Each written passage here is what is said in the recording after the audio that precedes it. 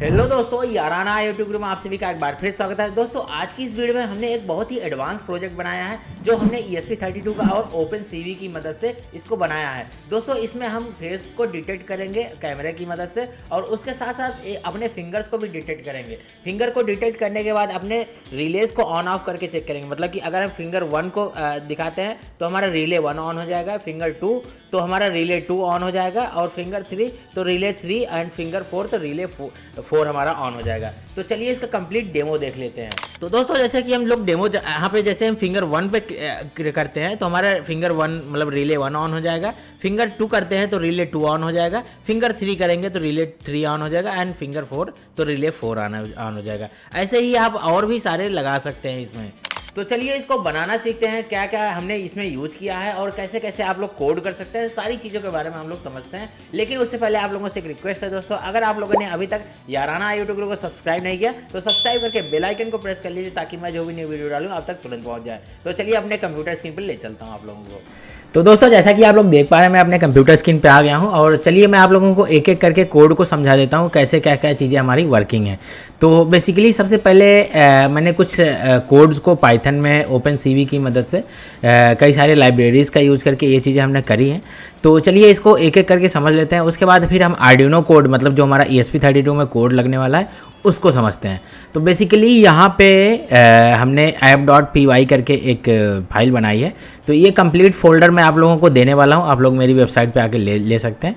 तो यहाँ पे मतलब कई सारी लाइब्रेरीज़ को यूज़ किया है हमने और यहाँ पे मैं अपने जो हम जहाँ पे आप लोग कोड को गेट करेंगे वहाँ पे कई जितनी भी लाइब्रेरीज़ का यूज़ किया है हमने, सारी लाइब्रेरीज़ के बारे में आप पढ़ सकते हैं कि कौन सी लाइब्रेरी किसके लिए हम यूज़ कर रहे हैं। तो ये भी आप लोग चेकआउट कर सकते हैं। एंड अभी हम चलते हैं कि यहाँ पे इंपोर्ट मीडिया पाई और बहुत सारा मतलब कि बहुत सारे हमने यहाँ पे एक HTML को मतलब HTML का कोड भी बनाया है जिसमें हम अपने वेब डैशबोर्ड को शो करा रहे हैं। एंड अभी चलिए हम इसको रन करके एक बार चेकआउट करते हैं। तो ये हमारा कंप्लीट कोड है।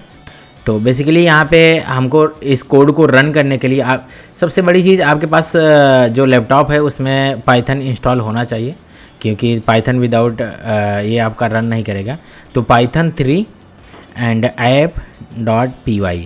तो अगर इसको रन करना है तो यहाँ पे app.py हमने जैसे ही हम यहाँ पे टर्मिनल में इंटर करते हैं तो यहाँ पे हमारा जो ये ऐप है ये रन हो जाएगा।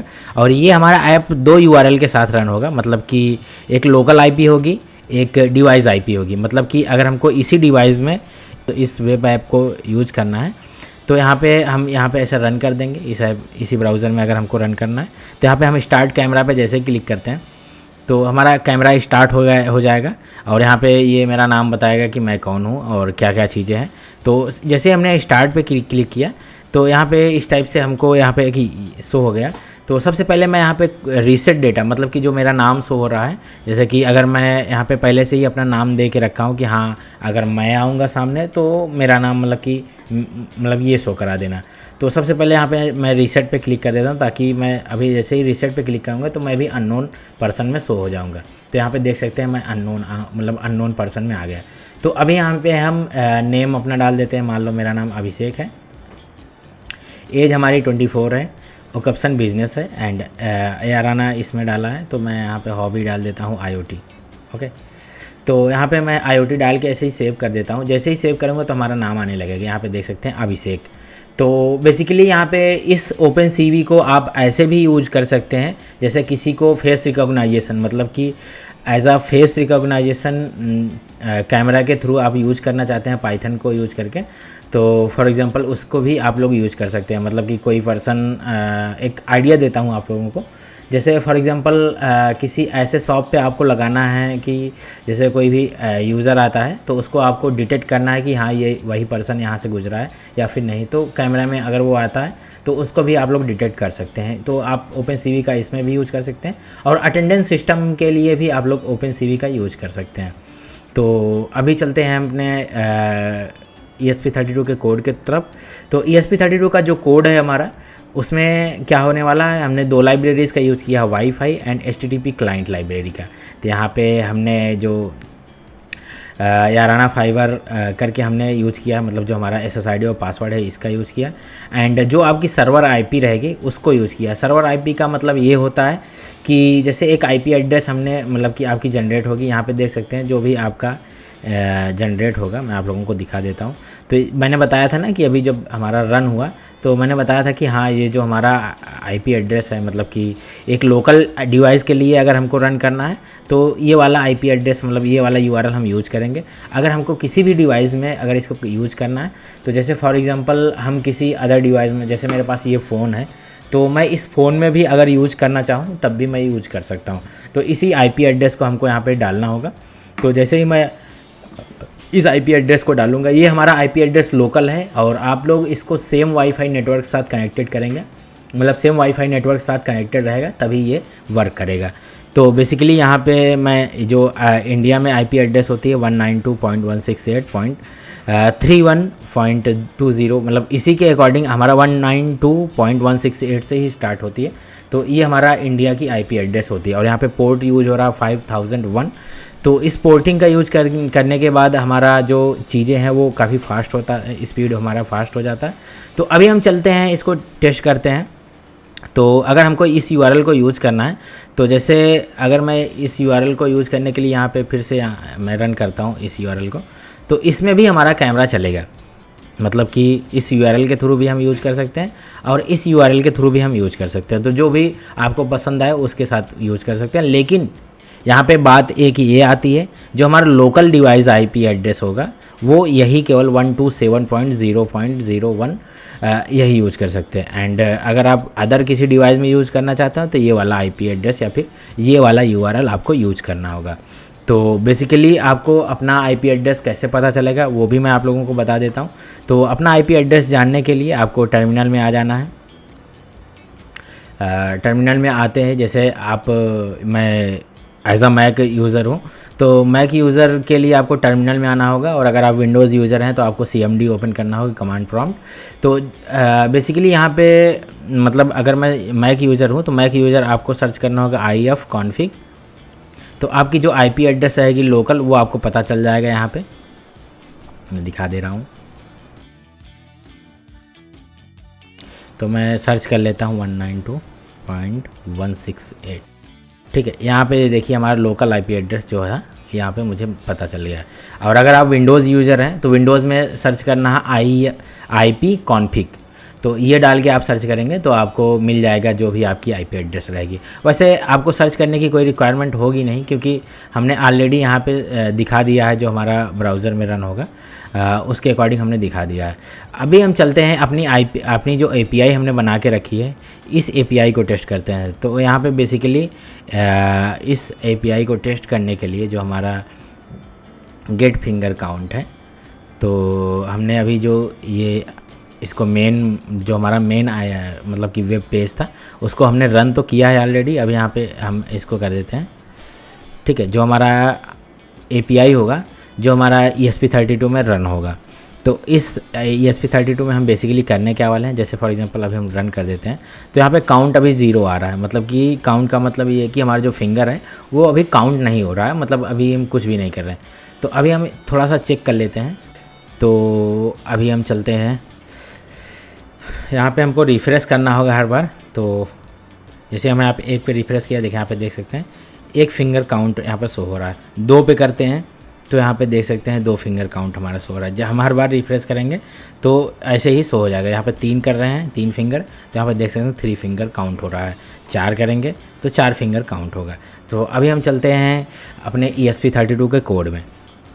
तो ESP32 में हमने क्या किया है कि जो हमारा रिले है ये सारे रिलेज़ को एज अ डिफ़ाइन कर दिया है जो भी हमारे GPIO पिंस को यूज़ करने वाले हैं। एंड पोल मतलब कि इंटरवल हम 0.5 सेकंड का इंटरवल कर रहे हैं हर बार इसको रिफ़्रेश करने में, क्योंकि ये टाइम जो है हम लोकल में इसको यूज़ कर सकते हैं अगर कम टाइमिंग के लिए करना है, और अगर मतलब कि जो हमारा ग्लोबल में है अगर ग्लोबल में अगर हम यूज़ करना चाहते हैं तो इतने टाइम में हमारा रिस्पांस नहीं आ पाएगा। और लोकल IP एड्रेस है तो इस वजह से हम इसको 0.5 सेकंड में हम इसको यूज़ कर सकते हैं।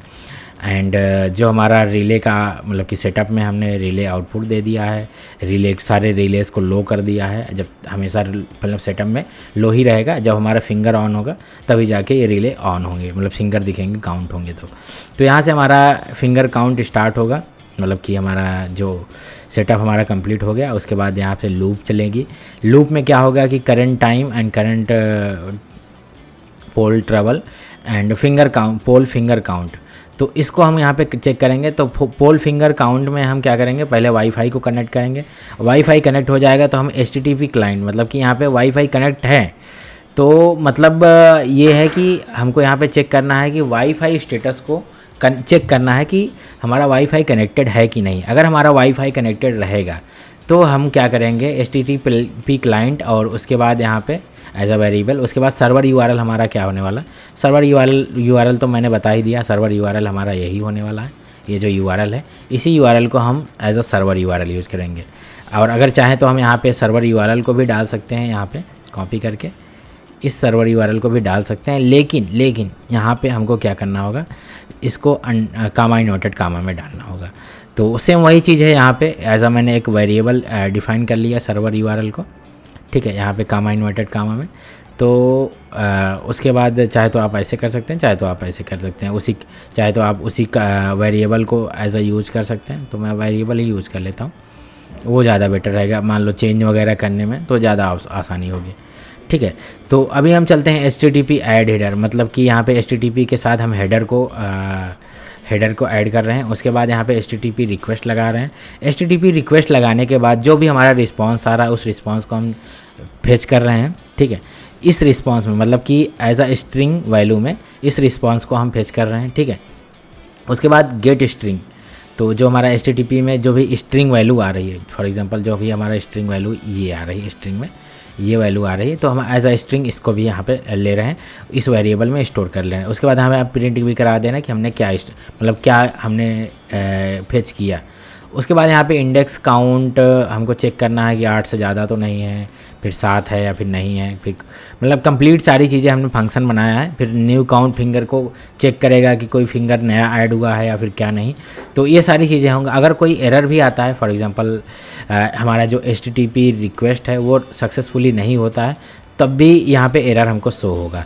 अगर हमारा स्टेटस कोड 200 नहीं 0, मतलब स्टेटस कोड यहाँ पे रिस्पॉन्स कोड जो है ये 0 से मतलब 0 के अलावा अगर 200 आता है तो हमारा कंडीशन वर्क करेगा। अगर 200 के अलावा कोई और कोड आता है तब नहीं वर्क करेगा, मतलब तब यहाँ पे एरर शो होने लगेगा। तो अभी यहाँ पे हमने ये भी चेक किया है कि हमारा वाईफाई कनेक्टेड है कि नहीं। इफ़ कंडीशन जो लगाया था अभी यहाँ पे मैंने बताया था आप लोगों को, इफ़ जो ये कंडीशन हमने जो लगाया था ये यहाँ पे ये पता चलता है कि हमारा वाईफाई अवेलेबल है कि नहीं है। एंड अभी हम नीचे चलते हैं। तो यहाँ पे जो हमारा काउंटिंग है, मतलब कि सारे रिलेज़ को ऑफ़ कर देना है। काउंट रिले, यहाँ पे ये हमारा जो फंक्शन है, ये काउंट रिले वाला जो फंक्शन है, मतलब करंट फिंगर को यहाँ पे इस काउंट फिंगर में हम मतलब कंट्रोल रिलेज़ में इस करंट फिंगर को हमारा क्या स्टेटस है इसको हम हर टाइम लूप में भेज रहे हैं, ठीक है। तो वो हर टाइम जब जा रहा है यहाँ पे, तो जो भी काउंट होगा, फिंगर काउंट मान लो फॉर एग्जांपल फिंगर काउंट 1 है तो हमारा रिले 1 ऑन हो जाएगा। फिंगर काउंट 2 है तो रिले 2 भी ऑन हो जाएगा। फिंगर काउंट 3 है तो रिले 3 भी ऑन हो जाएगा। एंड फिंगर काउंट 4 है तो रिले 4 भी ऑन हो जाएगा। तो सेम एज यहाँ पे हमने सीरियल प्रिंट में भी चीज़ें शो करवा दिया है। और अगर कोई भी फिंगर नहीं ऑन होगा, मतलब कोई भी फिंगर करंट मतलब यूज़ नहीं हो रहा है, मतलब सारे रिलेज़ को लो कर दे रहे हैं, ऑफ़ कर दे रहे हैं। एंड यहाँ पे सीरियल मॉनिटर में भी मैं शो करवा दे रहा हूँ कि हमारा कौन सा फिंगर मतलब कौन सा रिले ऑन हुआ, कौन सा रिले ऑफ हुआ। तो ये सारी चीज़ें कंप्लीट ESP32 का कोड हुआ। और अगर ये कोड समझाने पे आया, मतलब कि जो हमारा app.py वाला कोड है, तो ये भी आप लोग यहाँ पे कई सारे फंक्शंस हैं, आप लोगों को मैं एक कोड दे दूँगा कंप्लीट, आप लोग वहाँ से उसको डाउनलोड करके चीज़ों को समझ सकते हैं बहुत आसानी से। एंड ये रहा हमारा। और एंड इसको अपलोड करने के लिए आपको क्या करना होगा, यहाँ पे अपने पोर्ट को सिलेक्ट करना है एंड जो भी आपका पोर्ट रहेगा वहाँ पे सिलेक्ट करके अपलोड कर देना है। तो अपलोड करने के बाद क्या होगा, कनेक्शन मैं आप लोगों को बता देता हूँ। कनेक्शन के लिए बेसिकली यहाँ पे पिन मोड्स हमने दिए हैं, लेकिन आप लोगों को जैसा कि आप लोगों को सर्किट डायग्राम जो भी इस सर्किट डायग्राम के अकॉर्डिंग आप लोग अपना कनेक्शन कर सकते हैं, जैसा कि आप लोग स्क्रीन पे देख पा रहे हैं। आप लोगों को मैं बता दूं कि हमारा याराना IoT ग्रुप वेबसाइट पे आप लोगों को सारे जो कोड हैं, सारे कोड्स आप लोगों को मिल जाएंगे। आप लोगों को नीचे डिस्क्रिप्शन में भी लिंक मिल जाएगा, आप लोग वहां से जाके चेकआउट कर सकते हैं लिंक।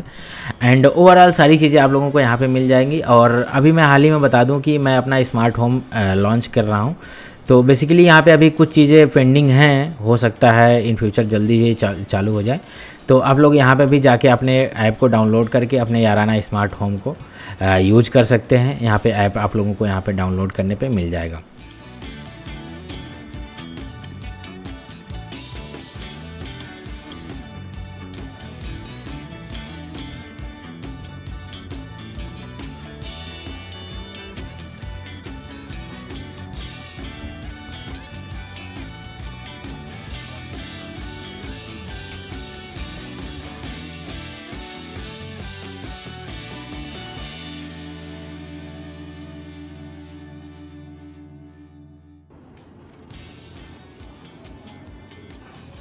दोस्तों उम्मीद करता हूं आप लोगों को ये वीडियो बहुत ही अच्छा लगा होगा, और अगर वीडियो अच्छा लगा तो वीडियो को लाइक कर दीजिए। और अभी तक आप लोगों ने याराना IoT ग्रुप को सब्सक्राइब नहीं किया तो सब्सक्राइब करके बेल आइकन को प्रेस कर लीजिए, ताकि मैं जो भी नई वीडियो डालूं अब तक तुरंत पहुंच जाए। और अगर आप लोगों का इस वीडियो से रिलेटेड कोई भी क्वेश्चन होता है या फिर कोई अदर टॉपिक से रिलेटेड कोई भी वीडियोज आप लोग चाहते हैं तो नीचे कमेंट कीजिएगा, मैं उस पर वीडियोज जरूर बताऊंगा। तो बस फिलहाल वीडियो में इतना ही, मिलते हैं फिर किसी नेक्स्ट वीडियो में, तब तक के लिए bye bye and take care.